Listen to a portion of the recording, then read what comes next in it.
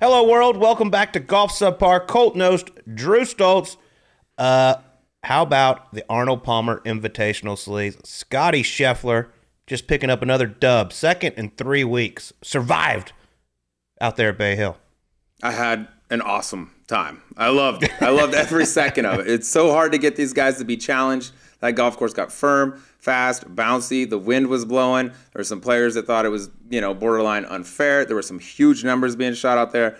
But at the end of the week, dude, you look at the top of the leaderboard, you got Scotty Scheffler, just like you said, one of the hottest players in golf. This is his second win in 3 weeks. And you got Viktor Hovland coming down the stretch, who's won 3 of his last 7 and 2 other top 5s in there. I think you got the 2 best players in the world in golf at the top of the leaderboard. I think a good setup does that. And I wasn't playing it, but I sure as hell had a lot of fun watching it. Putters being thrown in, lakes, hole-in-ones, triples, everything. Yeah, it looked absolutely brutal. When that place gets firm, it is so difficult. I mean, if you get it out of position, you're just struggling to make par. And listen, at one point, the leader was at 10 under par, ended up going all the way back to 5 under par. And Scotty Scheffler is now 5th in the official world golf rankings, which means for the first time ever, the top 5 players in the world are all under 30 years old. Yeah, not an old man's game anymore. That might not change for a while, too, looking at the guys that are there now and coming up as well. And how about how quickly the narrative changed for Scotty Scheffler? A month ago, it was, hey, all right, when are you going to win? You're on the Ryder Cup team. When are you going to pick off that first win? Now, fast forward, boom, 2 wins, 2 big golf courses, big fields, and top 5 in the world. Yeah, Changed quickly. The one thing I'll say is, I never want the setup to get out of control or unfair like we've seen at some places in the past. This one was borderline, in my opinion. But the good news about that is it keeps everyone so close. So it feels like at any moment someone can do something to either win or lose the golf tournament. We saw Gary Woodland, eagle 16, to take a one-shot lead, then all of a sudden, bam, double, bogue, finish, and he's out of the mix. But it's hard, but it was damn exciting. I don't think it got – did you think it got unfair? I thought it was just brutally hard. I saw good shots holding greens, guys that hit a little flatter having a hard time holding greens. Scotty Scheffler didn't even drive it well for the week. He was like 55 out of 77 in driving accuracy, and he still hit more greens than Matt Fitzpatrick, who led the field in driving accuracy. He can just do it from the rough, and not a lot of people can. I just feel like the narrative at the end of the week, even Scotty Scheffler, who won the golf tournament, said he was a little surprised by the conditions of the golf course on Sunday after what had happened on Saturday when it played so difficult. Rory McIlroy was very vocal, finished 76-76.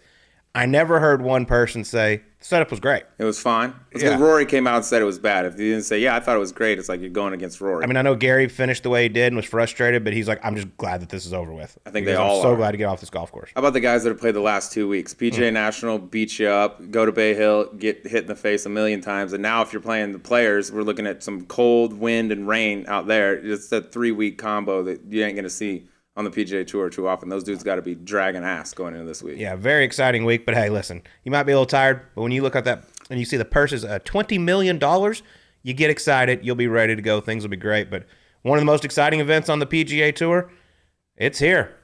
I mean, arguably the fifth major, as everybody calls it, but the strongest field in golf, and it's going to be incredible to watch somebody win just over $3.5 million, I believe, if they end up hoisting the trophy at the end of the week. Yeah, 47 of the top 50 going to be in there. Bryson taking a knee again this week. He's been out for a while now. There's some rumors going around that maybe we don't see him till Augusta, but you got 47 of the top 50. It's another golf course where the setup has kind of taken the narrative at times over the years. This year with the weather being what they expect, very interested to see how that thing looks, because it could be, if you get the wind blowing 15 to 20, you got to tackle number 17, number 18. There's just so many tough shots out there. If they don't get rain and they got the sub-air system and they still want it to be balanced, I mean, it could be really tough because you just got to think your way. There's more thinking in this golf course, like you said earlier today, than I think anywhere else. And that's why I like Bay Hill setup, is like all of a sudden there's a little strategy coming into play that most times on the PGA Tour you don't have to think about. Well, I'm very interested to see who you pick this week at the Players. But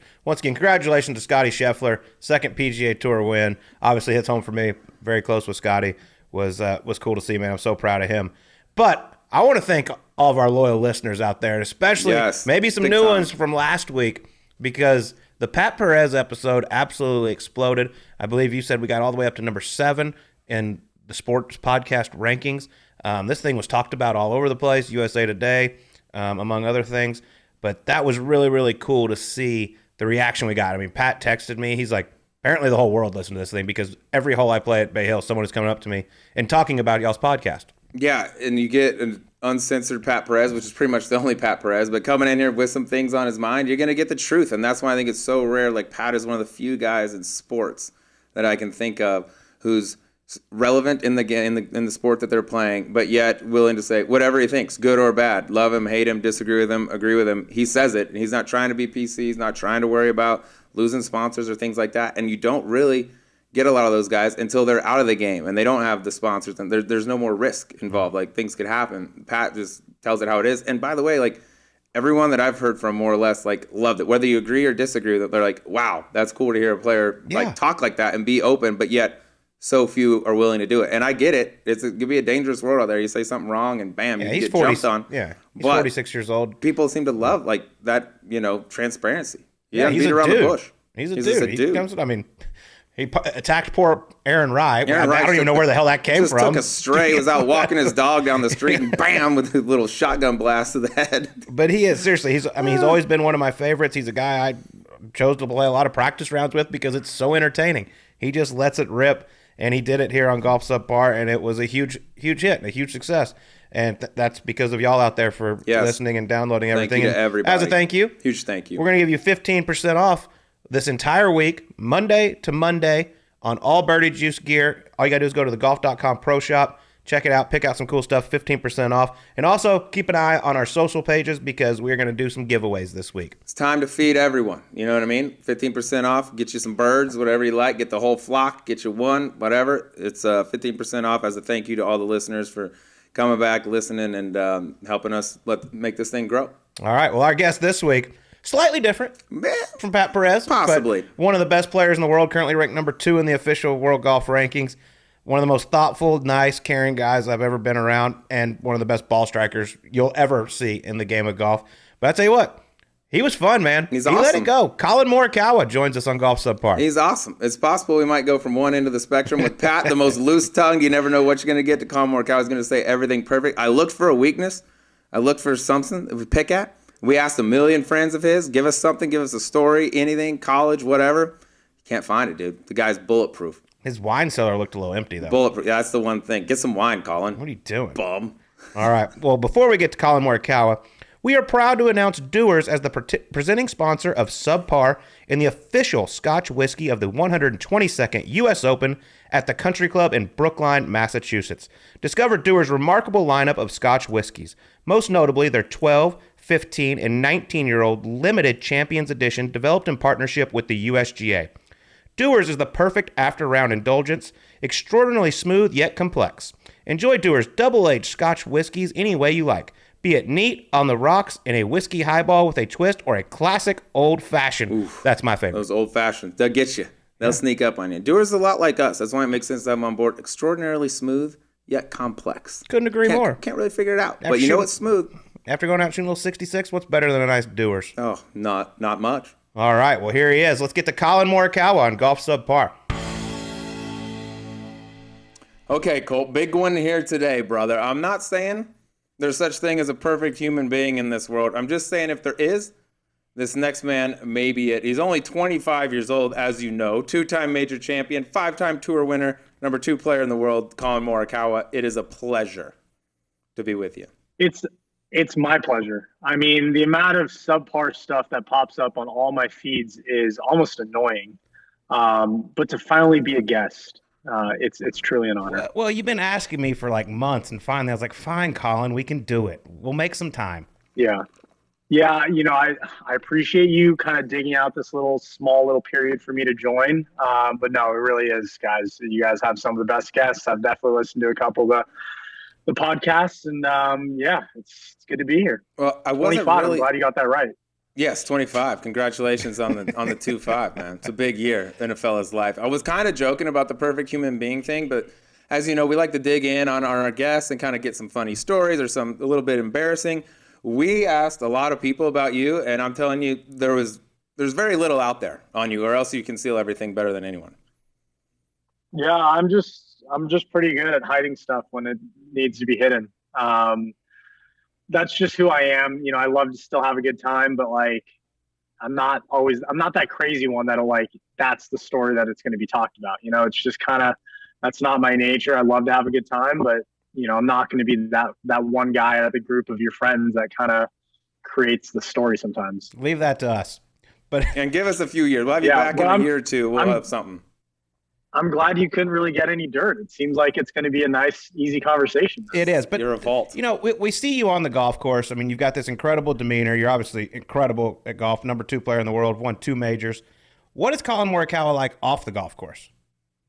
What's an off week look like? I'm pretty laid back. I love to just hang out at home, just kind of, hang out with Kat, fiance now, hang out with our dog. But I love like being outdoors. I love being competitive. Like if I could shoot hoops every day, like I would rather have a basketball court in my house than a putting green or a simulator. Like hands down, I'd probably shoot hoops every day. Like, I mean, I was last week at Riviera, I was shooting hoops after, I got worked on my body. Like I was just shooting hoops for like an hour. Like I'd rather go do anything sports related, than probably hit balls in a simulator. So if you have some time off, you got like a week or 2 off and you're not playing, you're not a guy that feels like he's got to be doing something, got to be practicing. You're okay with just putting him down for 4 or 5 days or something? Yeah, I mean, to be honest, it's definitely like added. I remember when I first turned pro, I'd take maybe 1 day off in an off week. Now it's kind of like gone to 3 days, and I don't know if this trend continues as you keep getting older and professional golf grows on you. But like, for me, I think 2 to 3 days is a great amount of period, like of time to take off for me to like feel like I still have my game and just be fully rested. Because like, that's the biggest thing out here is like, can you actually sleep and just feel good with yourself to, show up week in and week out. I know you've thrown the first pitch out at a Dodgers game, but what's your favorite sport to watch other than golf, obviously? I enjoy basketball. So I've actually enjoyed watching the NFL. I don't really have a team. I'm going to bandwagon off the Rams since they won the Super Bowl. Typical. And I'm from LA, but I won't. Yeah, huge LA guy. I'm a huge like LA. Even though I live in Vegas, like LA just is all me. But I think I enjoy basketball the most for sure. I missed a huge opportunity at Riviera when you hold it on number 10 when it like 2 hopped in. I had it planned all week. If someone hold one, I was going to yell Kobe, and I totally panicked and totally forgot about it. I was very upset with myself. I asked you on 9 too. I asked you if 7 was on air, and 7 I think was slightly better than 10. 7 was, and he said we weren't even on air. We weren't even on air yet. So then I had to perform for you again on 10, and it seems like you really. I get nervous around. You had it teed up and you didn't do it. I had it all week. I was like, I got this planned. I got it planned. And then, a Lakers guy. I know. When the moment happens, though, sometimes you just freak out. I got excited. I get it, dude. Occasionally, players mess up. It does happen. But, Colin, you're a perfect guy to ask then since you're such a big Lakers guy. Talk about the Lakers right now. I mean, they're 9th currently right now. Do you think they just need a couple more superstars? That are over 40. Do you think they need some more names? You go down that roster, there's no recognizable names. They suck right now. I mean, I think we all know that they actually suck. It's scary how, like, I remember when they did all the trades for, the old veteran guys. And, I was hopeful. There were a lot of people that were skeptical about it. I was still hopeful because, you still believe that they can do it, right? You don't need to play them 4 quarters. They don't need to play the entire game, but you just kind of, you pick and choose. But Russ it's really hurt. I mean, you can see the dynamic of the entire team. Like when you have just that one guy, or you get a couple guys that, think they need to do this, they need to do that, or they just, some guys I think can adapt to certain games. Like Russ is just, it's a one type of game guy, right? And it's so hard to see that. So it hurts, but you never know. I mean, maybe they pull something out of their, behind and just kind of, make some type of run. But the way the West Coast is kind of lining up, it's very bad. Everyone's rooting for them. Everyone. The whole country wants something good to happen to the Lakers. Yeah. I know that. Well, let's talk a little bit about Collin Morikawa. I want to go back to college because you ended up going to Cal, obviously wanting to follow in the footsteps of the great Max Homa and Peter Tomasulo. Yeah. I'd say James Hahn, perhaps. And James Hahn. Yeah. Good point. But why Cal? Did you look anywhere else? Yeah, so like when I was going through that process, kind of like Pac-12, growing up, my mom went to USC, so I always thought the Pac-12 was like the best. I grew up watching like Reggie Bush, dominate college football. And, SC was always a big factor for me. Like, so it was SC. I grew up right next to the Rose Bowl, UCLA, Stanford, Cal. I'll be honest, Cal was probably my least favorite visit when I first visited all those schools. Okay. Oh, wow. It's surprising. And I think the 4 years there, I loved every single second. So I wouldn't trade it in for anything. But if you look up where I grew up, I grew up in a small little town in LA, like La Cañada. It's very different than Berkeley, California, like polar opposites nearly. And for me growing up, like I was so used to kind of the bubble that I was in that, you kind of gravitate towards like a USC. But as I kind of went through it, and then no joke, when you see a guy like Max Homa go through Cal and absolutely dominate college golf, that 2012, 2013 team is, I will say, is one of the best college teams to never win an NCAA championship. Something's right. You're able to still become a great golfer while still going to a great school. And that's exactly what I was looking for. I trusted the coach. I trusted the team. I knew a lot of guys that were going to be on the team when I was there. And it just kind of all worked out. So I narrowed it down to kind of those 4, California schools that just happened to be. And, I'm very happy with the way everything played out, obviously. Yeah, it worked out okay. Yeah, keep your head up, keep your chin up. Good things are going to happen. I want to go to, obviously. That's what Colt always tells me. Yeah. Yes, things are going to be okay for you. I promise. Just keep smiling. But one thing you missed out on being so successful is, I looked back, you played one Korn Ferry Tour event, and you lost in a playoff. Which is just ridiculous. You never got to experience. Honestly. You played one Korn Ferry Tour event and 0 and jicky didn't jacks. win it. No jickeys. No jickeys. I don't even Please, know. tell Colin. He'll never make it. Tell Colin what he's missing out with not playing any of the jicky You ever jacks. slept on the floor of a Motel 6 after shooting the high score of the day with 3 other dudes? You really don't even know, Colin, what pro golf is all about, dude. You got a lot to learn still. It's amazing because when I first turned pro, now I do fly private, half the time I'll fly first class, whatever. But like my agents and people around me, like they still know me for like trying to get the best deal out of everything. Like I'm comfortable flying on a Southwest flight, like no problem. Like I'd do it in a heartbeat. Maybe not like cross country or, out to another country, but like that's just who I am. Like I love just kind of staying under the radar, like just doing that. So no, I have not stayed at a Motel 6 on a floor with 3 other people in the room. But it was weird. When I was at that Korn Ferry event, I showed up and they didn't know who I was. Obviously, they didn't know who this kid was, but I went to go check in and they were like, oh, like you're not on this list. And I freaked out. I was like, man, like I'm pretty sure I earned this spot. And like, unless I'm going crazy, I think I have a spot in this field. So like it took another 30 minutes for them to figure out who I was to even be able to sign up for the tournament. But how about that? I mean, that's you're making a start in a professional event and you go out there and you lose in a playoff. Like, did you just immediately just feel comfortable in professional golf? Yeah, to be honest, like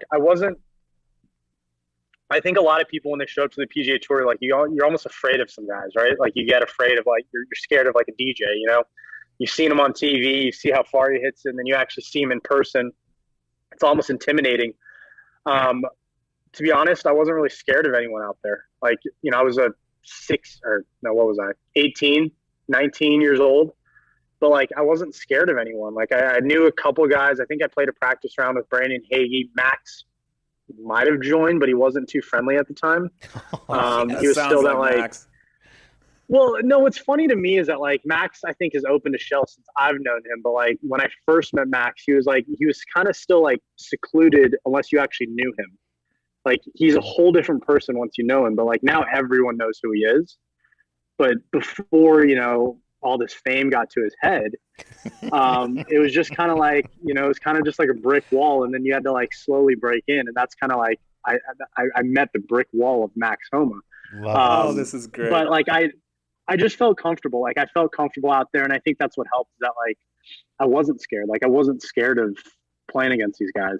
But even not being scared, like the success you had and how quickly it happened, like those are 2 totally different things. Did it happen even faster for you than maybe you expected? You're a great player, you're a great college player, but to come out there, win as quickly as you did, get on tour as quickly as you did, like, is that a realistic expectation when you first got out there? I mean, for me, it was. Yeah, I thought it was absolutely possible. When you look at the past history, like it's not often that this happens, right? Especially with 3 guys. Normally, sometimes it'll happen once every handful of years. You see one guy pop out. But I thought it was possible. Like I looked at these as like, I had played 2 other PGA Tour starts as an amateur. I kind of knew what to expect in a sense. But I thought it was absolutely doable. Did I have to play amazing and great golf every single week? Yeah. I wasn't going to just, half-ass this and just go into this and just think, oh, it's going to be okay. I'm going to finish top 10 every week. I had to earn this. But overall, it was kind of like I thought it was possible. And the end goal was to just get my card, and after John Deere, after I earned my card, it was like, okay, the only way I can continue the season is to win. So how do we win now? But that was a big thing, was like, how do I just get some type of status out of that summer? And it just kind of compounded one after another to just keep it going. That was my next question is, after John Deere, you locked up your card for the following year. So that's got to be a huge relief. Did that just give you be like, hey, look, I got a free roll now. I'm good for next year. Let's just go get it. The only thing we can do to improve on this is win. 100%. I mean, after, let's see, I think when I heard Brooks Koepka talk at Travelers about his mindset about winning, that's when it really changed. So I had already played 2 events. I played RBC Canadian Open and the US Open. So I switched my mindset at Travelers to stop making cuts. Let's go win a tournament. And it's, it's not that easy, but it's in a sense, like, that's what I'm telling myself. Like, we're not here to just make a cut and see how we do. Like, we're here to win. You go from there, you finish second at 3M, you earn my card at John Deere. And Barracuda was like the first event where I showed up and I'm like, I'm going to win this. Like, I fully believe that I can beat this field. And that's like kind of the same, like, sense that I had at this Korn Ferry event. I didn't know anyone really. So like, I had no reasoning to look them up or figure out, what they do and what's great about their golf games. So it's kind of just like, show up and let's beat everyone. And that's how I showed up at Barracuda. So that's the real first time where my entire body and head and everything was at that point where like, all right, we're going to win a PGA Tour event. Was there a moment after that week, or maybe even it was later on, but with how quickly everything happened, where you just sat back and took inventory of everything that had happened in the last 5 months, whatever you want to call it, and thought, wow, like, things have really changed really quickly for me? I have not done that in the past 2.5 years, like, since I've turned pro. I don't know if that's just the way I'm wired, but like, I haven't sat down like at my house and just been like, like, where was I 2.5 years ago? It's weird to think back. I mean, I was at my high school yesterday, and it's like, it's creepy. Like, you feel old. You're 10 years older than some of these kids. Yeah. And yeah. I'm like, wow, this is very weird. How did your high school embrace you? Yeah, I got to know about this. Collin Morikawa Day? They loved it. I mean, I was only there for like 30 minutes. But it was awesome. I mean, the kids were kind of sneaking out of class. Like, I came during lunch. So there's a bunch of kids there. And then when the bell rang and they were all supposed to go to class, like, a bunch of them like snuck out of their classes or asked their teachers to go to the bathroom, whatever. So the AD there was like giving me these little tardy passes, and I was just writing Collin Morikawa said it's okay. And so hopefully the teachers know who I am. Love that. If not, they're screwed. But it was cool. I mean, it was cool. But like, yeah, it's just I haven't just sat and been like, okay, I love, I'm happy with where I'm at. Like, for me, it's just like, man, I want so much more. That's awesome. Well, we're going to talk a lot about your accomplishments, but I want to talk about a failure, because you did make 22 straight cuts to start your career, second to only Tiger Woods. Yeah. What was that moment like in Hartford when you finally had a weekend off? It sucked. It absolutely sucked. Like, I remember we were packing up, JJ and I were packing up, and we were like, he looked at me, he's like, this is kind of weird. Like, I don't really know what to do. And like, I seriously I didn't know what to do. Like, I was like, okay, I guess we just clean everything up here and we're just going to, prance along out of the clubhouse into the parking lot and say goodbye. It sucked because I felt like I was still playing well. Obviously the week before I lost in a playoff to Daniel Berger.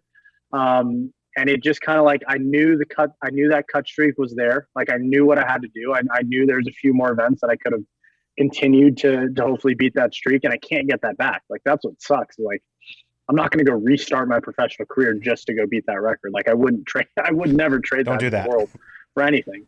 But like, it was, it's just, yeah, it's a shitty feeling. Here's what you do. You miss cuts in good cities so you can have a lot of fun. You tip the locker room guy half because you're only there half the time. I can give you all kinds of advice. If you need advice on what to do after a missed cut, you are in a very friendly place. Yes. Yeah. I'll make sure to call you next time. Perfect.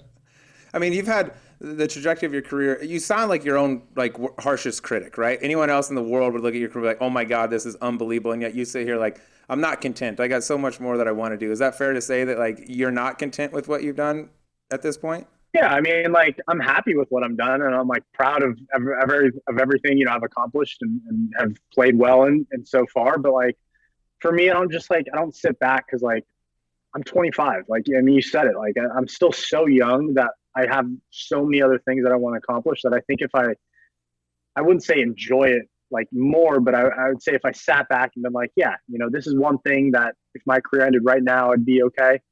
Like I have so many other goals that I want to accomplish that, for me, it's just like, what's next? What's next? What's next? How important is world number one to you? It's huge. I don't think it'll define everything of who I am if I never get there, but like it's a huge goal for me because that just means like I'm doing a lot of things right. And for me, since day one, I've always talked about consistency. I've always wanted to be that like Rory McIlroy when I was turning pro that, finished top 5, top 7 every single event, for like 10 straight events. Like that's what I wanted to do. So being world number one is pretty much defining that and saying everything else. I'm doing everything right. I'm doing all the aspects on the course right. I'm winning. I'm contending.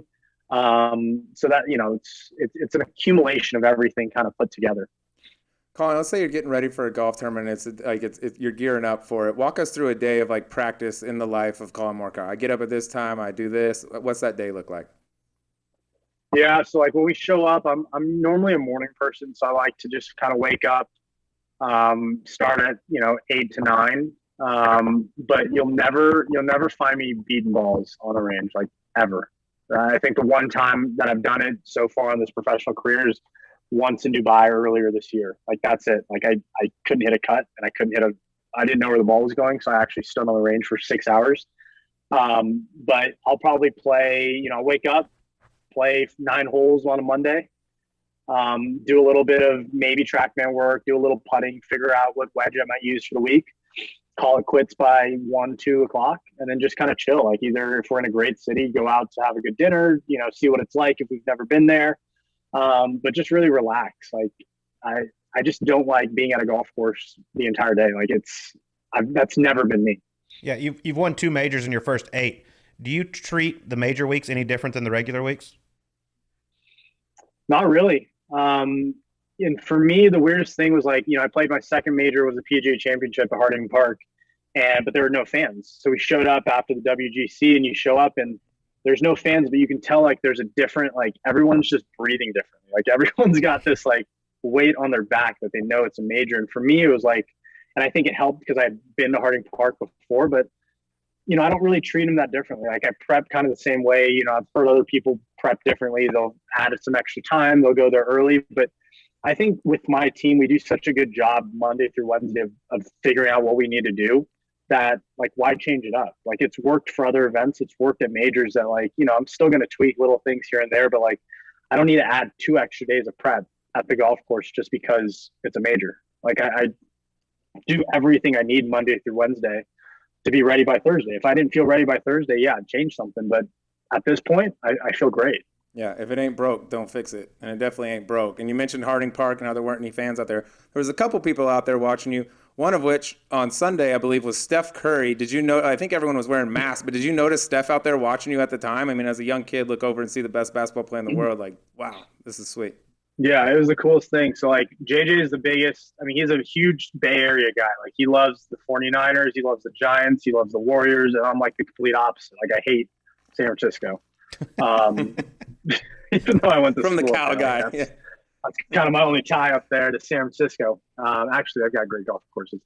But, yeah, so I noticed him on the 8th hole. And that was, like, the coolest thing. Because, like, you could actually see him. Like there's 20 people out there and he was like right there. So you'd see him for the rest of the round. And I think I noticed him before JJ. So I told JJ he was there and like JJ started freaking out a little bit. Like, he was getting a little excited out of his pants. But like Steph is like, he's someone I look up to. I look up to Kobe and I've looked up to Kobe my entire life. Like Steph is someone as I've gotten older who I would love to look up to even more and just get to know a lot more.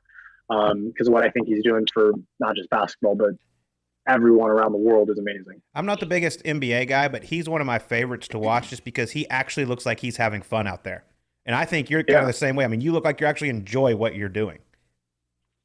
Yeah, I mean, I think like for us, and I can't speak for him, but like for me, it's just like we're so competitive and like you just want to beat everyone. Like you just get that thrill out of like pulling off a shot or doing something special. I mean, the guy's like training to make only swishes, right? Like that's what I'm trying to do. Like I show up to these events and I'll be like, oh, like JJ, I'm just gonna hole out from 150 today. Like let's see if we can do it. Like I still haven't done it, so it's a little disappointing. Like I haven't been able to just pull it out of the bag and say, okay, here we go. We're gonna hole out from 150. But like, why not? Like, why not challenge yourself? And I think that's what he does. Like, he just challenges himself so much that he just make himself that much better every single day. Would you have fun if you hit the golf playing golf if you hit it like Colin? I think I'd have a little more fun than the way I get around. It's it is pretty fun. If I flushed it every time, it's a little less stressful than the way I love golf way more. But we got to go to the shot at 16 PGA Championship. One of the greatest shots in major championship history. The drive you hit up there to 8 feet and made eagle. Where would you rank that among your best shots you've hit? It would be top 2. Oh, what Yes. else? Yes. Top 3. Ooh. Well, I don't know. Like I'm not able to think. So I'm really bad at like pulling back shots and holes. Like really, I remember the really good ones, but like I'm gonna need to sit here for 10 minutes if I'm gonna have to go through like really good shots in my career. That's weird because most golfers have that weird memory. Tough. Most golfers, I feel like, have that weird memory where they can remember a shot from 8 years ago. He hit so many good ones. Like I can. That's true. To be honest, yeah. Like I actually can't. Like think back all the way to college, so 3 years ago, right? Not even 3 years ago. Like I can only remember one shot in my national championship tournament, which was my last hole. That's the only hole I can remember. All right, your memory sucks. Perfect. That chip in a little earlier in the round that day wasn't too damn bad either. The chip in is great, but I'd put it like definitely 1A, 1B, somewhere up there. It's got to be one of the top ones. I mean, I hit it perfect. And that's also the side of where you first ever lied to me, which we'll just get that out of the way. Yeah. You lied to me and you told me you'd lay up every single day. And you made me look like an ass on national television, which isn't the first time or the last time that's going to happen. Yeah. I need to know, though, have you ever lied to me about anything else? That was one of our like real first interactions. I feel like. Started off with a lie. That's great. No, I don't think I've ever lied to you. I mean, we keep our distance and we keep our talking to a minimal. I don't want to be too distracted on the range. I mean, you pretty much trot along the range as we warm up on a Sunday, just waiting for people to talk to you. So yeah, and you always talk to me, which I really enjoy. I enjoy the little meet and greet. Yeah, and then you're like, go away, leave me alone. Colin, just feed him trash stuff that's not even true, and then let him throw it out there on the broadcast. But yeah, dude, I'm gonna do this. I mean, I'm gonna create more lies. I think it worked. So like, you're not gonna know. Like, no one's gonna know. So listen, why not? I might as well tell you something. Yeah. All I'm gonna do is say, hey Jim, Colin told me this, and then if it's a lie, it's on you. It's not up to me. Yeah. Well, I mean, you and I get confused sometimes on the golf course. Listen, it's happened. People yell Colin at me. I'm like, weird. I mean, no, I'm not. I mean, I did raise a cool trophy once, and the lid fell off as well. So we do have a lot in common. Except I hit a little draw and sometimes a fade. You never know where it's going to go. Well, I'm working in a draw there. Don't worry. I worked in a draw, Riv. You did. Number 13 tee. You hit a couple nice off the tee there. Yeah, I saw it. I'm telling you. The draws are coming. The draws are coming. Yeah, you need to add another shot. That's all we need. To the arsenal. Exactly. Add some more to the artillery there. One more Harding Park question for me, because we've talked about there weren't any fans out there, but if there were, if that was a normal time, I would have had to think you would have been a clear fan favorite out there. You're playing, played your college golf right down the road. You'd have the galleries all on your side there.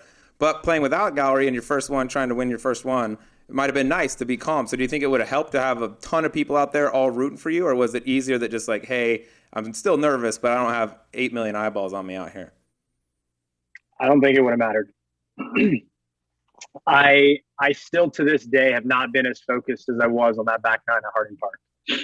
Even at the Open, even at any win, even at the Ryder Cup, I've never been that dialed in. And I don't know what it is. And I'm trying to figure out how to get to that state, because like I want to get back to that. Like I want to be in that state, but like I've never been like that. It was crazy. It sure looked that way at the Ryder Cup. Weird experience. Yeah, but like Ryder Cup, you've got your partner, so like you're talking to your partner, and like you've got other people. Like Harding Park was like a whole different thing. It was just, yeah, it was such a good feeling to be like just every single shot. Like I never on every single shot, I was 100% giving it my effort, and like I could say that for a few shots here and there, throughout a tournament. But for those 9 holes on the back 9 was like unbelievable. Well, and then you go over and you win the Open Championship in your first trip, which it's rather different golf. Pretty normal. I mean, what was it that you get over there and you're just like, yeah, I'm fine with all this? Yeah, well, I mean, I played the Scottish and like I had some trouble and like my irons were really going through the turf and I was making all these excuses. Like really, like normally when I make excuses to JJ, it's like, okay, like let's just go to the range and like we'll call Rick, my coach, and we'll figure something out. 20 minutes. But like I couldn't get it, and I was just like, man, JJ, like these clubs just they're not working. And like he's like just buying into my BS. Like, okay, yeah, whatever. So we go in the next week on Monday morning at the Open. And I'm like, okay, build me these, other kind of cavity backs. Build me these P7 MCs. And like, I just started flushing them. And like, I just, we say never to blame your clubs, but I actually did. And it worked out. And that's the one time it has. But like, really, like my game felt so good after the US Open at Torrey when Rahm won. Like my game felt amazing. Wasn't there, it was like a week off, I think. And then we're at the Scottish Open and my game still felt great. I was just hitting 9 irons to 45 feet, like every single hole. And I could not figure it out. Like all I had to do was just blame my clubs. So next time you're hitting it bad, just blame your clubs. Okay. Stick, for years. Stick with your same brand. Same brand. Yeah, of course. Speaking of that, you're very composed on the golf course. I've never seen you get angry. Have you ever broken a club out of anger? Never. I figured so. I've never even broken a driver, like a driver face. Like I feel like so many pros have. Like I feel like you might. I've actually cracked several. Before. I don't know how. Yeah, dude, they're not built for like I've never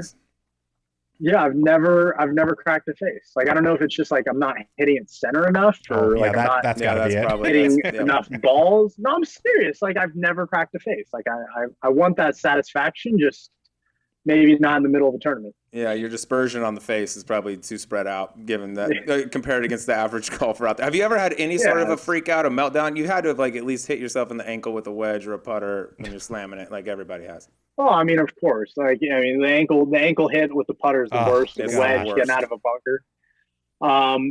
The angriest I've gotten was probably at JJ. Like as a pro, was at JJ at the Open Championship on Saturday. And we were like 1 over through 3 holes, 1 over through 2. We get to 5. I stripe a 5-wood in the air. Wind starts picking up, and in midair, JJ's like, great shot. And like that's we needed a good drive. Lands in the fairway, kicks left, rolls to the lip of the bunker. I have no stance, and I almost hit that shot OB. But after I hit that tee shot, I look at JJ. I was like, no more calling out any shots midair. Like, you don't say anything. And like, I was like dead serious. Like I like couldn't stand for any more just random thoughts or guesses, of watching the golf ball. And like, we got over it in like 2 holes, and then we came back and had a decent round on Saturday and obviously set up for Sunday. But like, that's probably the angriest I've been. Like, I get mad and I get things, but like, I kind of get over it. And that's just, I've like taught myself that you can't do anything. Like you literally cannot do anything after you've hit a bad shot. Yeah, but it like looks you can't redo it. Yeah, just snapping the shaft with your foot. That's nice. That's nice when you get mad. Yeah. I mean, I think it looks cooler when you like throw and like sidearm a club. I'd rather do that. So maybe that's in the future. But it's got to be pretty bad to do that. Please make sure I'm not walking ahead of you. Okay, you can't hit me. We're all looking forward to that. I'll soft toss it. Perfect. Colin, is that Open Championship win? Do you think that's the most impressive of everything you've done so far? Given that it takes some of these guys who are veterans on the tour. They talk about how it takes years and years to learn links golf, and you went out there and won your first crack. Like out of the wins I've had, which one's the most impressive? Yeah, all your golf accomplishments, winning the Open Championship in the first try, on completely different golf. Maybe.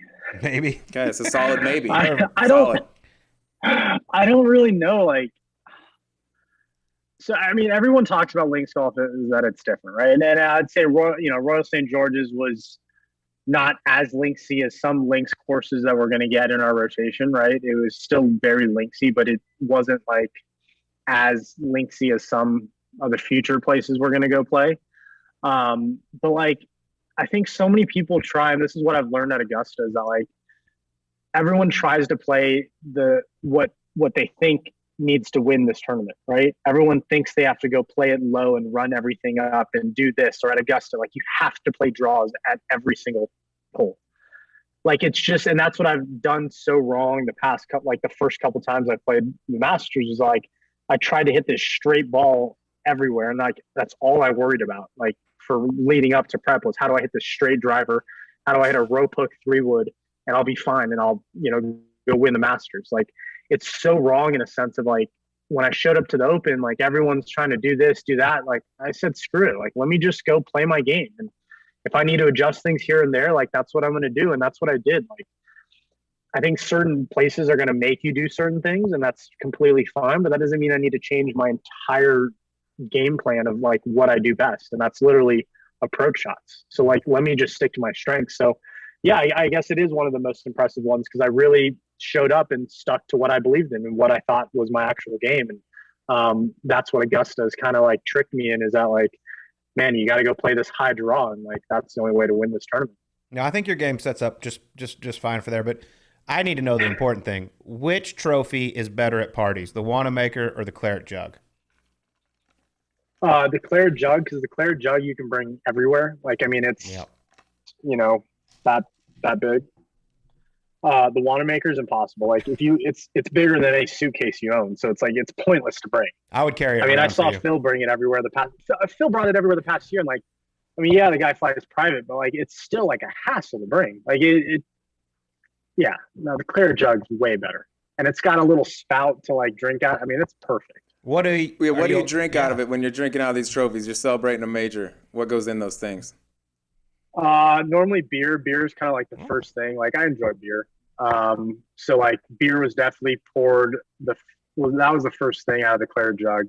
I guess they're great little party things. I mean, you can have like a nice like jungle juice out of the Wanamaker and like kind of just hand the Claret Jug around and have that as a little cup holder. I didn't know you were a beer guy.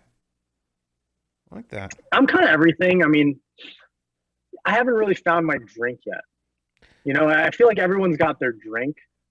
Like when you get to a certain age, you go to a restaurant, you go to this place, and you're like, yeah, I'll just take this. I haven't found that, and like I don't know what it is, but maybe we'll find it. Just keep experimenting. I heard Amstel Light might be looking for a new spokesperson. You got a nice little. Well, if you happen to get into wine, I hope you get into wine. You got a wine cellar behind you that looks like it houses about 700. I know. We need to fill that out. Anyone that's listening, send it to Subpar, and they'll send it my way. Maybe I'll hand deliver. We'll do a GoFundMe for your wine cellar. we gotta talk. We gotta talk some Ryder Cup. Of course. And by the way, just the Ryder Cup, but your team events in general. Okay, you were on the winning Palmer Cup team in 2017 and 18, Walker Cup in 2017, Ryder Cup in 2021. Do you know your record in these all combined?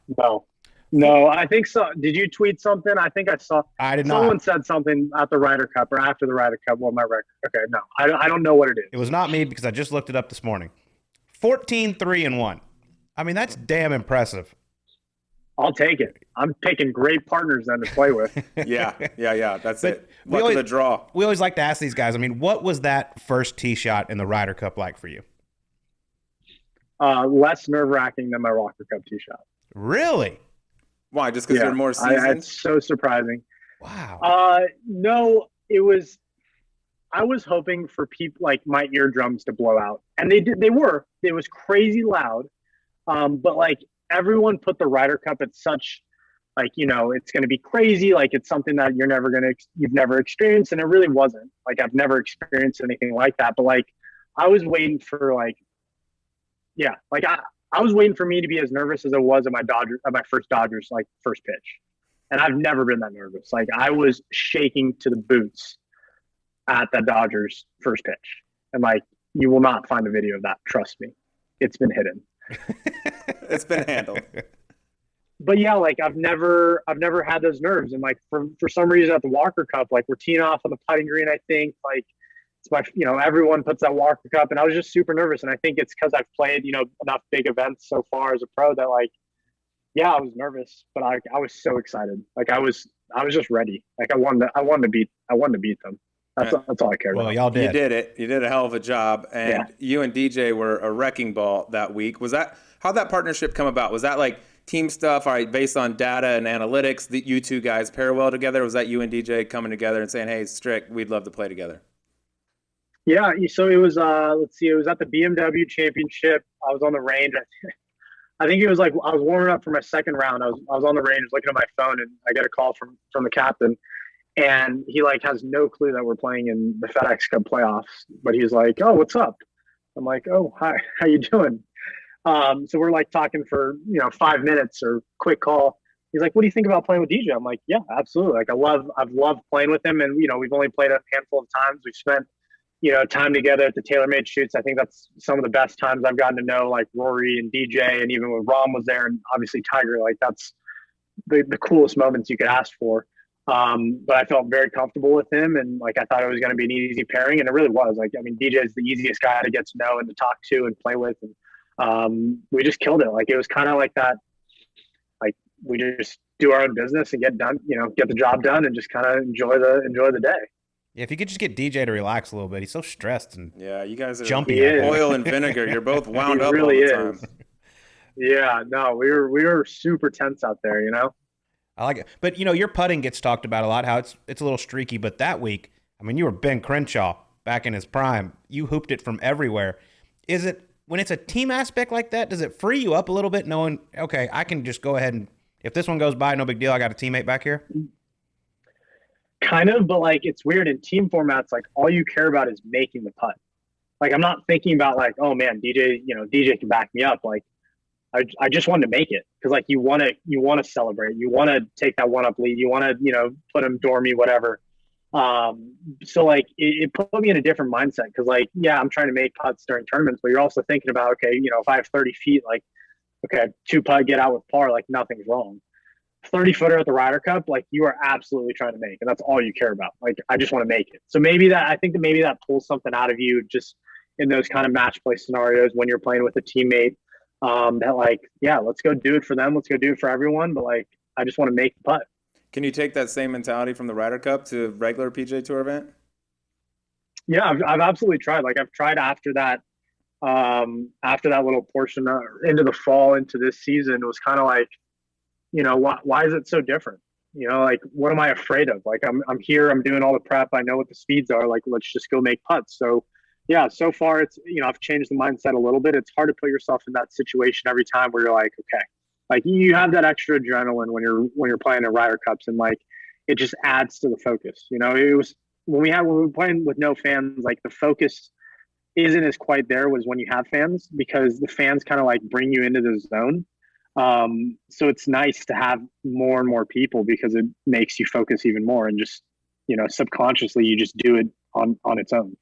We all absolutely slap them around. You win in record-breaking fashion, and then there's the after party.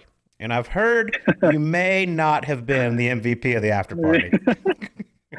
No, I was MVP because I didn't make it. I'll be honest. Those Moët champagne bottles that are like however large, right? I don't think you're supposed to drink those. I was so like determined to drink the half bottle after I let it out.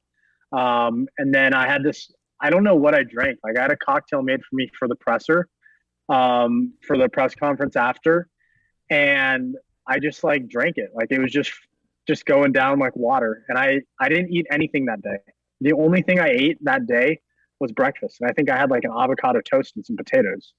And I didn't eat anything through the day, through the round. I didn't snack at all after I finished because people were handing out drinks already right when I finished my match. Let's just say I did not make it to the after party, which I'm a little disappointed about. But, a couple other people told me that they never made it to their first Ryder Cup after party. So, what? You probably felt the best Monday morning.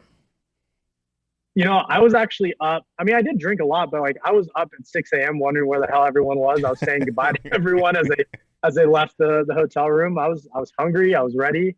I was ready to go again. I love it. How close, by the way, that post Ryder Cup press conference, the best golf press conference I've ever seen. So that will go down in history. You'll forever be in that record book. How close did the team actually get to Strick getting a tattoo? A tattoo?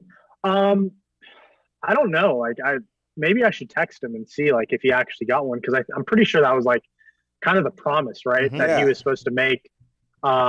So shoot, I guess, I mean, you got to live up to it, and like, why not? Got to pay your debts. Why not? There was a lot of talk about it. It'd be a pretty cool tattoo to get. Yeah, and he had I think.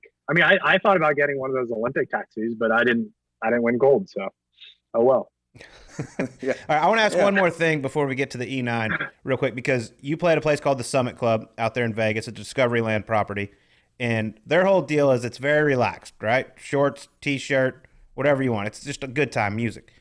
Do you think that's the way golf is starting to trend, and do you think it's a good thing? Yeah, I hope it's trending that way. Look, that's how I practice. Like, I think other than showing up to golf tournaments in a collared shirt, you're never going to see me in a collared shirt. I mean, I'm your typical like LA guy. Like, I'm in shorts and a T-shirt 24/7.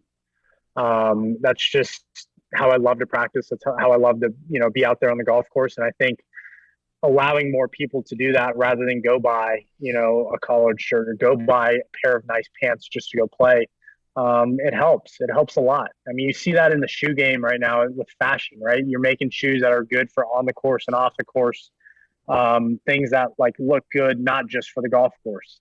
And I think that has to be done. You can see it in some golf clothes, but like, why not make it in T-shirts? So maybe that's not to the extent that we should be playing on the PGA Tour, because that's still a little different. But as it relates to country clubs, especially, I think it should be relaxed, because, I think a lot of guys, that's how they'd love to practice if they could at their course. 100%. What's on Collin Morikawa's golf playlist? You're out practicing, playing. What are you listening to? I kind of mix it up. I'll throw a lot of Post Malone up there. I'll throw some country out there once in a while. It's all mood. It's all mood based. So the weather changes a lot. It depends who I'm with. It depends if I'm by myself. Like, it's a very mood dependent playlist. You kind of just go with the flow. I like Post Malone and country. I'm in. I'll ride with you anywhere we go. Yeah. There you perfect. go. We're in. Dynamic. All right. Let's get to the emergency 9. Let's do it. Colin, it's 9 fun questions to get to know even more about you. Okay? We ask this to everyone. You can trade lives with anyone for a day, dead or alive. Okay? You get to be them for a day. I have a feeling you're probably just going to say you're happy with being yourself. But I just get creative. Honestly, I wouldn't either. Yeah. No, I'm not going to say that. It's I'm just not a going to say day. that's lame. All right. Trade lives with anyone for a day. Who's it going to be? Yeah. I'd say like a free diver, like someone that's really good to be able to go down to those 100-foot drops or 150-foot drops. Like, I think that'd be really cool. Or like someone that goes out to space. Like, so I live off adrenaline. Wow. Like, I'm going to say it here. Like, if anyone is willing to get me out skydiving, my team won't allow me. I was going to say, Kipper's but having a heart attack right I'm now. into it. I'm into it. I think you have an insurance sponsor, though. Yeah, exactly. You'll be fine. So like, I think like the free diving thing into the ocean would be pretty cool. Like someone that, I can't name a person, or like, there's like big wave surfers. How about that? I love finding this out now, because I'm just going to wear Kipper out about this. I'm just going to come up and give you like tickets for skydiving and stuff. I've been to Dubai 4 times in the past 15 months, and I just see skydiving every single day I'm out there. I mean, it's the best place to do it, and I just haven't done it yet. So, gonna have some people. Yeah, it would go on those roads of like, that's who I would trade lives with. Okay, the adrenaline junkie didn't think that was coming. That might be the only answer we ever get for a deep diver, free diver. That's why you're great. All right, next question. You got a fiance, Kat. She was a standout on the Pepperdine golf team. Do you feel like you owe it to the world and the game of golf to eventually create offspring with her so that you can create the ultimate golf species? This can't be a question for everyone. This is a real. No. These are the only ones that's the same for everyone as the first one. Oh, this is for you. Okay. Yeah. I was like, what in the world? Do I owe it to the world? Yeah, I mean, I think we could have really athletic babies. The problem is is that I'm 5'9" and she's like 5'5". So I'm hoping like our kids somehow just have superhuman like height genetics. Because like, yeah, I'd love to see them. And just, I mean, I can shoot hoops. Like I can, yeah, I'd say I'm fairly athletic. I'm going to back myself up on that I'm still a fairly athletic human being. Like I don't just play golf for a living and I can't do anything else. Okay. Let's establish that there. So, yeah, but I guess golf could be there. I wouldn't care what they. It could be the ultimate. The Summer Haze they need to be sweating right now because right now they hold the ultimate DNA. I think y'all's could surpass them. Staying on Kat for a second. I'm going to remember this. Yeah. Yes. He said Kat played golf at Pepperdine. Has she ever beat you? Like straight up. Straight up. I don't think we've really played many 18-hole rounds together. We're at the summit, we'll play like 3 holes or we'll play 5, and she'll call it quits. So, I mean, yeah, she's probably beaten me through 5 holes and said, okay, we're done. That's pretty good. Yeah, if I'm up 5 holes, you go do what you want. That means I win. Yeah. So she actually might have beat me for 9 one time. 18, no.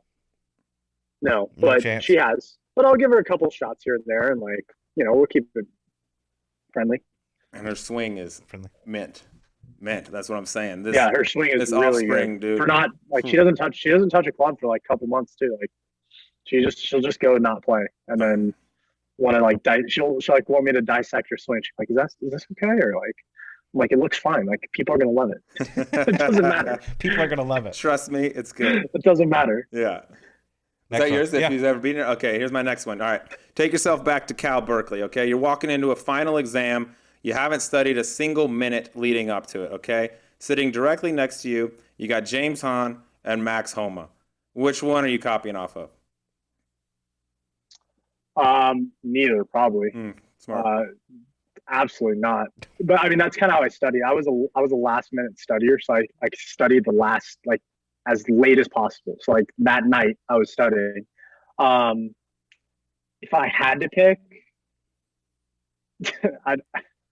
I feel like Max would just be sitting there having no clue what to do, and James would kind of just walk out on the test. I guess by default, I'd be stuck with Max. I feel like that's pretty accurate. Actually. I disagree. I would have gone James because I feel like he would have hustled someone and got like the answers somehow well before. Because he's a wheeler and dealer, so he might already had the answers. So I would go James Hahn. He's probably copying off someone next to him who's smart, and then you could just do the little choo-choo train down the line. Yeah.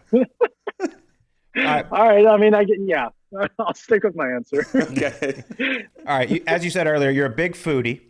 Vegas, some of the best restaurants in the world. Give me your favorite in Vegas, and then also favorite while you're out on the road on the tour. Favorite restaurant stop. Carbone's probably one of my favorite, but that's like a chain everywhere, right? So like, I mean, I still love it. Like Carbone, I think is phenomenal. Somewhere in Vegas that's not like a chain, this place called Magic Noodle. It's got these noodles. But wow. You don't say. Obviously. You'll just have to check it out. But Riviera last week, and I've said it in my press conferences, like there's this place called Sujita Annex. It's my favorite spot in the entire world. And last week at Riviera for 6 straight nights, I had dinner within 3 restaurants of each other. So like one restaurant was Killer Noodle. The one next to it was Hide Sushi. And the one next to that was my favorite, Sujita Annex. So I went to Sujita 3 times. I went to Hide once, and I went to Killer Noodle twice, all throughout the week of Riviera. He knows what he likes. Shit, it works. Yeah. Yeah, I mean, it almost worked. It almost worked. Yeah, it was pretty damn close. All right, stay on Riviera for a minute. Do you think Justin Thomas owes you an apology for rudely interrupting your walk to the 10th tee with his tee shot? That was out of line by him, I thought. I mean, I wish there were cameras on the other side as he hit his shot and walked away. Well, first because like he was so serious when like I walked up, right? And then he just smiled so much at me, like he just gave me that little like grin, and I'm like, oh my god! But it was like I had no clue what was going on. I felt so good, after you go to the bathroom and you're just like, man, you're like content. you're just like good, like you're at peace, right? And like that's all I did. I didn't want to look up at the crowd, so I just kept my head down. Like I didn't realize until I watched the video how far up I walked up until it would have been pretty close if he hit the ball. I love that Well, moment. it's his fault for laying up. That's all I have to say. Yeah, dude, hit a driver like a man, and you would have had plenty of time. Yeah, you beat him by 2 on the hole because you went for it. Yeah, exactly. Yeah, sure. Lesson learned by JT. All right, next question. We all have flaws or things we're not good at. Okay, we know you're really, really good at a lot of things, but what would you say is something you're not good at? Or what is a flaw of Collin Morikawa? Yeah, I'm not good at ice skating. Oof, that's tough. That's a tough makes look. A bunch of us. I could teach you that. Swing on by Scottsdale, bro. I got you. I suck. So, what about things that actually matter in life? No, just ice skating. Yeah, like I'm messy. Nothing? Nope. I'm like as organized as I get. I'm super OCD with like that stuff. I show up on time. I mean, the one question I interviewed JJ when I was asking him to like caddy for me was like, "Are you organized?" That's the only question I can come up with in my head. And he's like, "Yeah, kind of. Yeah." So I went with him. I'm with you. That's all I ask. Be on time. It's so easy. It is. But like, I wish my hair. Maybe I need to change up my haircut. I wish my hair, like, I didn't have to get a haircut every. My hair is too thick. Yeah. My hairline's too good. It kind of grows in like a weird. Yeah, like anyone out there that knows how to cut really good, Asian hair. That James Hahn. Yeah, he cuts his own. He can handle yours easy. Definitely not. Maybe that. I don't know. I'm not the best cook. Like I can cook, but like I don't. Oh God! All right, so you're really good at everything. You're a disaster. You can't cook that good, and you can't ice skate. Good luck making friends, buddy. All right, you're next doomed. one. All right, this is my next one. I'm gonna need you to think deep on this because you're a cow guy. You're smart. Colt and I, we're dum-dums. Okay, so I want you to explain what the following quote means, and it's from a fellow Cal Bear. Okay, the quote is, "I mean, I know I'm gonna get got, but I'm gonna get mine more than I get got though." That's from the great Marshawn Lynch. Is this Marshawn Lynch? Yeah. Can you explain that as a cowman? Can you repeat that again? Sure, absolutely. Can you say it normal though? You want me to just read it regular? Yes. Okay. Oh, I thought I'd say it the way he. I tried to make it authentic, guys. Yeah. Okay. Here's the quote. Get in the role playing. I like it. Okay. I was trying to. Here it is, just straight transcript. I'm reading it. Quote: I mean, I know I'm gonna get got, but I'm gonna get mine more than I get got though. End quote. Yeah, it means you're just gonna get everything you go and strive for. See, I feel like that's it. Yeah. Right? Yeah. Was this while he was playing football? Nothing's gonna be given to you. How about that? Nothing's gonna be given to you. You gotta go earn what you want. Okay. Marshawn said it much more eloquently. Marshawn says it, I live by it. I love that dude. One of my all-time favorite athletes. Okay, that's good. Thanks for clearing that up. I feel better now. Yeah. All right, last one. Your dog Koa, the poodle, has its own Instagram page, has almost 8,000 followers. Ooh. Okay, of the following PGA Tour winners, which one has less followers than Koa? Hudson Swafford, Adam Long, or Brian Harmon? Oh, it's a tough look. Oh my God. I'm going to go with Adam Long. Yes! You win. Yes. Please get it right. Please get it. Oh, that is so good. I'm sorry, Adam. A dog. I'm sorry. Dog's more. He beat Phil in a showdown. He can't even clip your dog. That's so tough. Oh, I love it so much. Oh, Adam, tough break, son. Koa the poodle's famous, man. I'm gonna follow her right now. Or it's him. a him. I'm gonna follow him. It's a him. I like that. It's a him. He looks like a girl. He's pretty feminine. That's all right. Delicate features. Colin, dude, thank you so much. Been waiting to do this for a long time. Dude. That was a blast. Go get out on the skate rink. Thanks, guys. Clean that up. All right, man. I mean, it's snowing in Vegas. Like I might go try it. There you go. Well, thank you so much. We appreciate you. Dude, that was a lot of fun. Thank you. Man, you're a stud, dude. Thank you. All right, well, that was Collin Morikawa joining us on Golf Subpar. Sleaze, what a stud. I mean, this guy is so nice, so thoughtful. I need to know who his dentist is. That was going to be my one thing that I brought up. I said, Colt, I found it. Found the weakness. And it's not him, it's his agents. He doesn't have a Colgate sponsorship. How you not gonna? I was looking in the camera. I was like, God, look at those chompers. These things are glossy. Do you think he's a little jealous of you? I mean, he only played one Corn Ferry Tour event, and they didn't even know who he was when he went there to register. He never got the Jicky Jack life. Exactly. I showed up to very few Corn Ferries. They also never knew who I was, so we do have that in common. But yeah, dude, he doesn't know anything about the chicks, pooling money, eating Chipotle every single night, sleeping on the floor, fighting off bed bugs, all the real shit that real golfers go through. And who would have known Collin Morikawa, the adrenaline junkie? Would not have had him pegged for a guy that wants to go No skydiving, bungee jumping, all that sort of stuff. I feel like it's going to be a tough task to get his team to release it. Hey, boys, I'm going to just finish up this morning round and go skydiving. What do you think? I cannot wait for one of our loyal listeners, Yes. PGA Tour player Adam Long. I'm sorry, fella, but we had to do it. I mean, I looked up at Koa, the poodle, his Instagram numbers, and he had more followers than you, and I had to take my shot. It just seemed like the proper thing to do, and I love that Colin got the question correctly. It wasn't even a shot. It was just a correct answer. It was factual. Who's your dog got more followers than? A Long, you got to either start posting, start tweeting, doing something funny or interesting. But right now, you're losing to Colin's dog. It's a tough look for a tour winner. Well, it's now on to the Players, Sleaze, and it's time to get amongst it with our guys over at FanDuel. The Players Championship is back with one of the best fields in golf, and now you can take a shot at the Island Green with FanDuel Sportsbook. How about this, Sleaze? Right now, new customers can get 30-1 odds on defending champ Justin Thomas, two-time major champ Collin Morikawa, or Olympic gold medalist Xander Schauffele just to make the cut at the Players. All you got to do is have one of them. I think that's pretty good. 30-1, better than you're going to find anywhere else. And that's right. I like Xander to make the cut this week. I'm going to go out on a limb. I'm going to say I expect him to be there on the weekend. All right. Well, that's right. If any of these players make the cut at TPC Sawgrass, you win $150 on a $5 bet. I mean, that's just free money. That's literally handing it out. All right. Well, let's get to our picks for the Players. You know, this is one of my favorite tournaments, one of my best finishes on the PGA Tour, the most exciting finish in all of golf, in my opinion. 16, 17, 18, just so dramatic, and the field is loaded. This is a big one.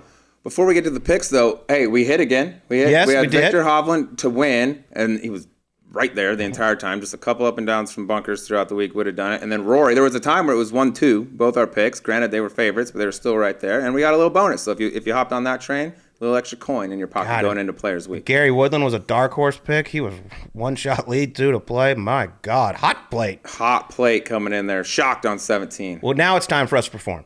Players, $20 million purse. This is a big week. This is big. I feel like more and more people will be gambling with FanDuel this week because of how exciting this golf tournament is to watch. So I'm going to start it off.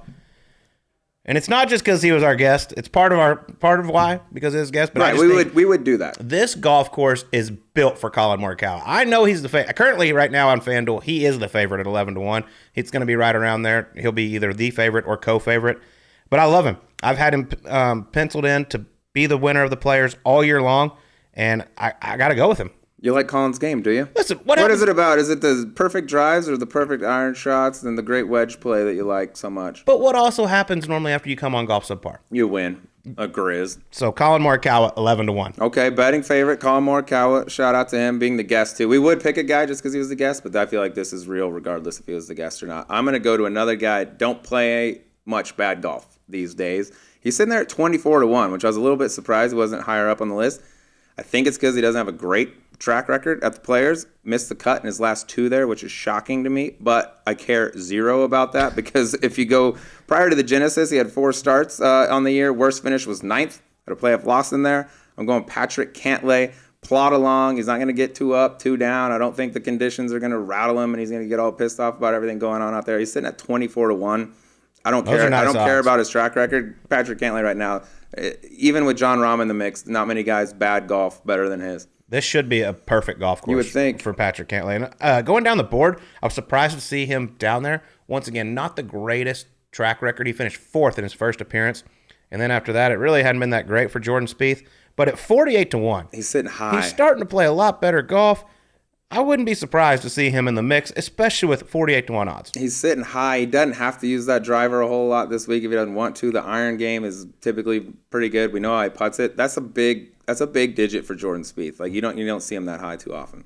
No, not at all. Who you got as a dark horse? My dark horse, I'm going with a guy coming off a hell of a week. He was runner-up this past week, had every chance in the world, got off to a bad start on the front nine. Love him in the state of Florida, especially up near his hometown. Billy Horschel going off at 48-1. He might be a little bit gassed. I don't know anybody coming off of Bay Hill that just played 4 days that's not going to be a little bit gassed, but just love him down there. He's the grinded-out type. I think that's why he played so well at Bay Hill. I expect it to be really tough this week, given the conditions, and I think he's just a dude that just puts his head down and goes, and he's in good form right now. So at 48-1, I think Billy Horschel, a nice little pickup. Has been playing very nice golf. Gets to stay in his own bed this week. That's huge.